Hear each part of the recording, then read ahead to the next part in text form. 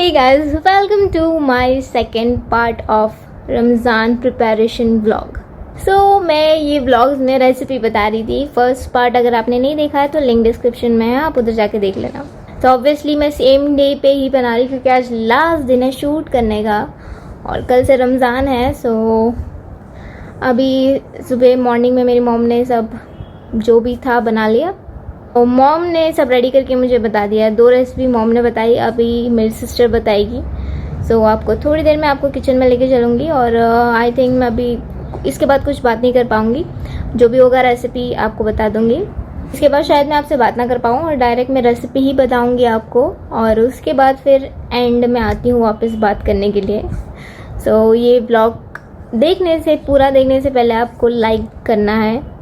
Please like कर दो और अगर सब्सक्राइब नहीं किया, आप न्यू हो मेरे चैनल पे तो प्लीज़ सब्सक्राइब भी कर देना.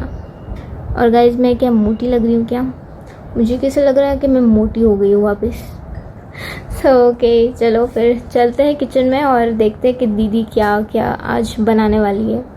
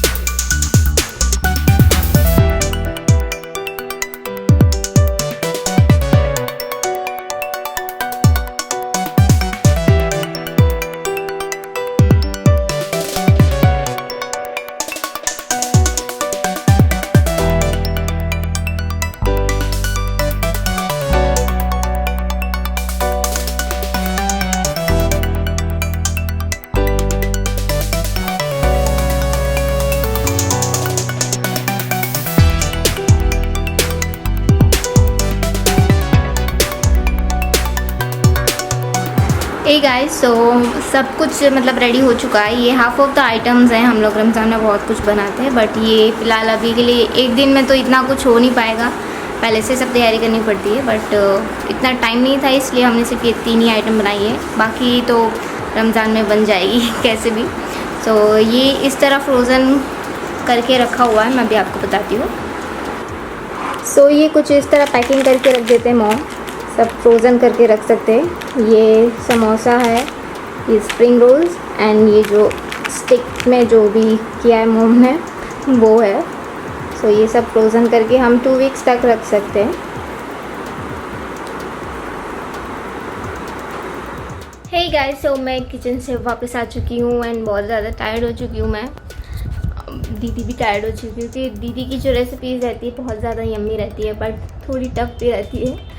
वैसे ब्लॉग में मतलब ये रेसिपी चैनल नहीं है, मैं फिर से बता रही हूँ कि रेसिपीज़ मैं सिर्फ यूँ ही बता रही हूँ आपको, मतलब पूरी तरीके से जितना हो सके उतना बता रही हूँ आपको, जो भी प्रिपरेशन हमारे यहाँ होती है वो।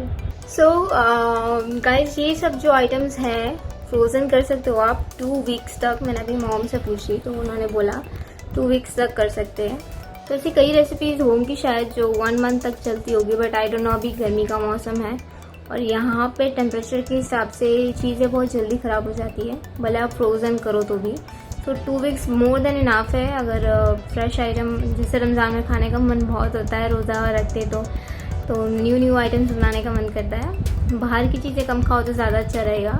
सो आपको ये ब्लॉग पसंद आया हो तो लाइक कर देना और सब्सक्राइब भी कर देना। और रेसिपीज़ आपको कैसी लगी, प्रिपरेशंस कैसी लगी, आप लोग कैसे करते हो मुझे कमेंट में बताओ। आपके घर पे कैसे प्रिपेयर करते हो आप सब।